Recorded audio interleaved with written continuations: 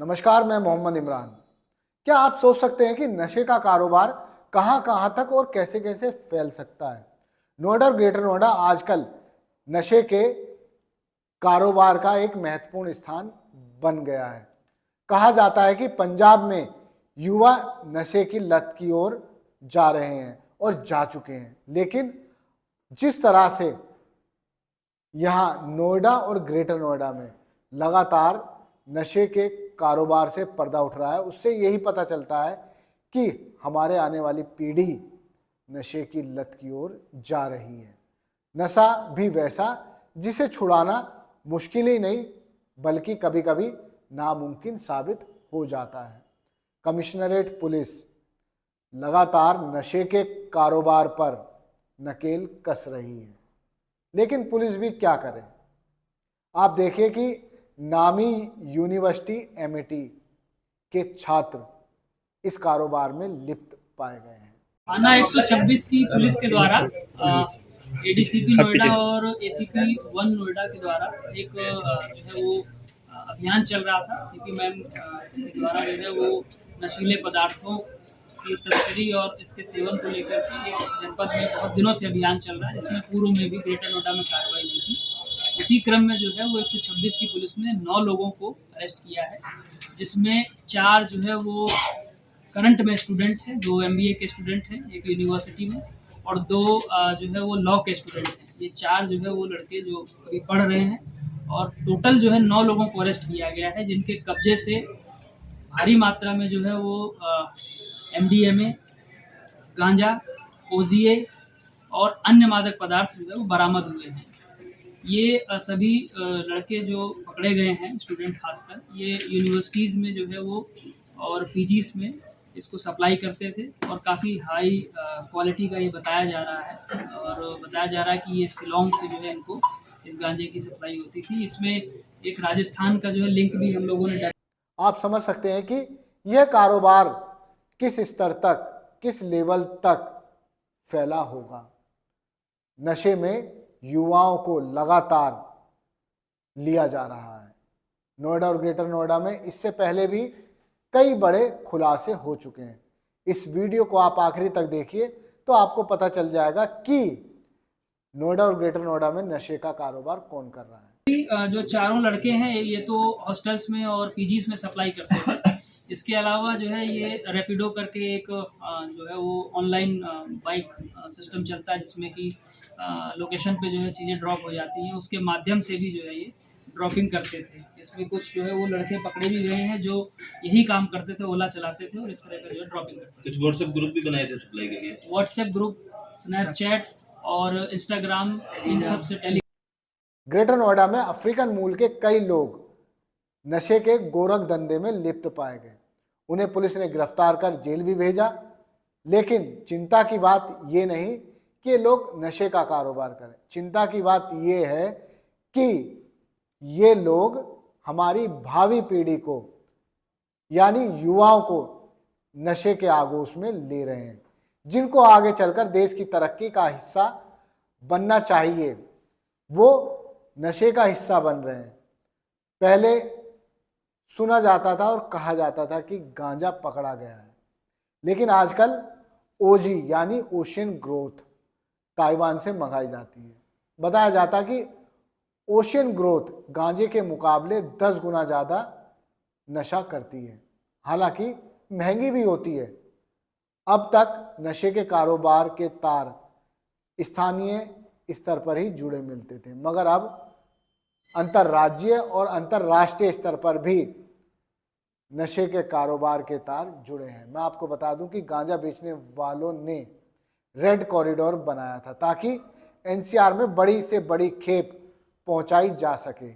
यह खेप आंध्र प्रदेश, तेलंगाना, ओडिशा और झारखंड से मंगाई जाती थी। राष्ट्रीय राजधानी क्षेत्र यानी एनसीआर में लगातार नशे के कारोबार का खुलासा हो रहा है। चरस, कोकीन, गांजा, एनडीएमए, ताइवान से आने वाली ओजी की डिमांड लगातार बढ़ती जा रही है। इसे एक प्रकार से नशे का सिंडिकेट माना जा सकता है। पुलिस ने 4 एमएटी के छात्रों को गिरफ्तार किया है। कुल 9 लोगों को गिरफ्तार किया गया। मास्टरमाइंड अफ्रीकन यानी अफ्रीका के नाइजीरियन का बताया गया है। मैं आपको बता दूं कि नोएडा और ग्रेटर नोएडा में कई ऐसे स्थान हैं जहां अफ्रीकन मूल के लोग बिना वीजा रह रहे हैं।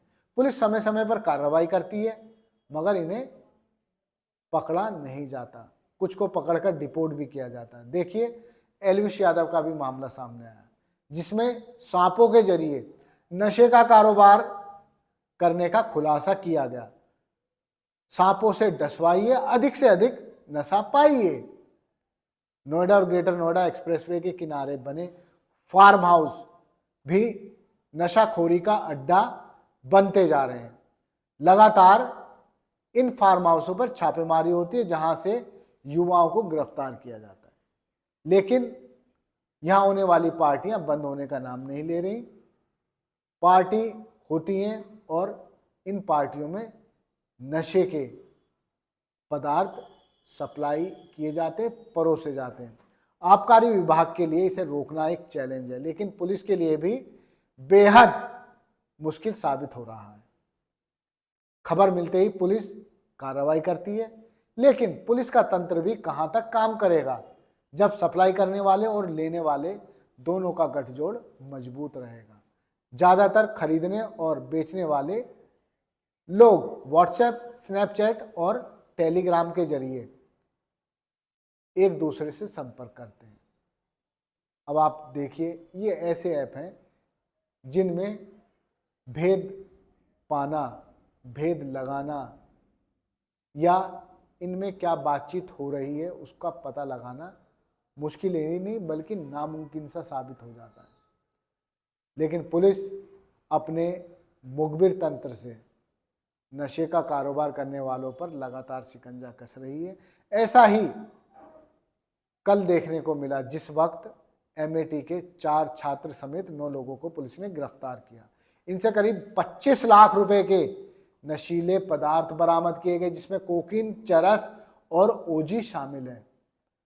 ओजी की सप्लाई विदेश से कैसे होती है? क्या आप सोच सकते हैं कि नशीले पदार्थ विदेशों से भी मंगाए जा सकते हैं? जी बिल्कुल सही, आप सही सुन रहे हैं। दरअसल जो इस नशे के कारोबार का मास्टरमाइंड है उसकी पत्नी ताइवान में नौकरी करती है और वो लगातार ओशियन ग्रोथ को इंडिया भेजती है। ओशियन ग्रोथ का रेट इंडिया में 1 ग्राम का रेट करीब 10,000 रुपये।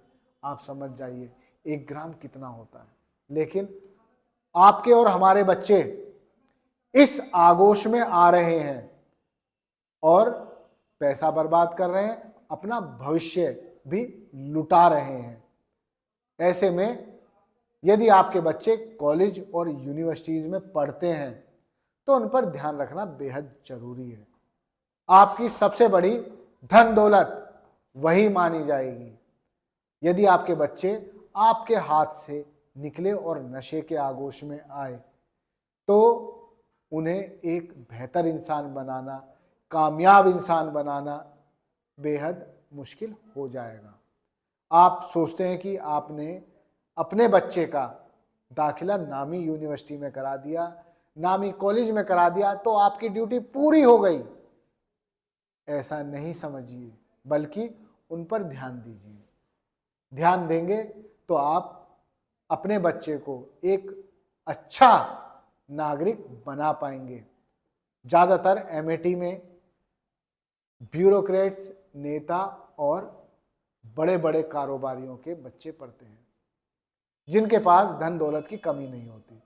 उन्होंने कभी पैसे की किल्लत देखी नहीं, इसीलिए ऐसे ही बच्चों को नशे का कारोबार करने वाले अपना टारगेट बनाते हैं जहां से अच्छी कमाई आ सके, और ऐसा कई बार साबित हो चुका है। नोएडा, ग्रेटर नोएडा पुलिस ने कई बार ऐसे ऐसे लोगों को गिरफ्तार किया जिनके कब्जे से करोड़ों रुपए के नशीले पदार्थ बरामद किए गए हैं। ग्रेटर नोएडा में तो हद ही हो गई।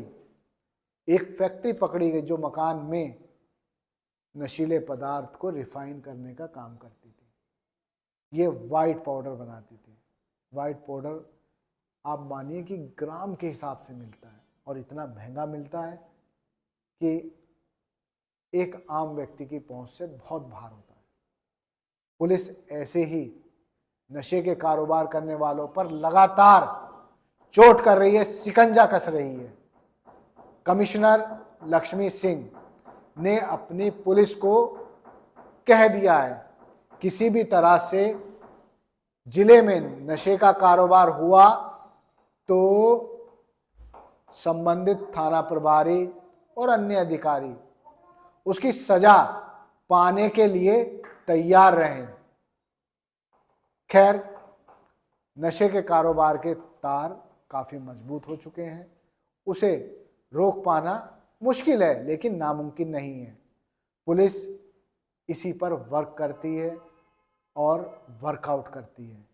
ऐसा ही थाना सेक्टर 126 पुलिस ने किया। धन्यवाद। आप देखते रहिए जय हिंद जनाब। चैनल को लाइक और सब्सक्राइब करना ना भूलें। जय हिंद।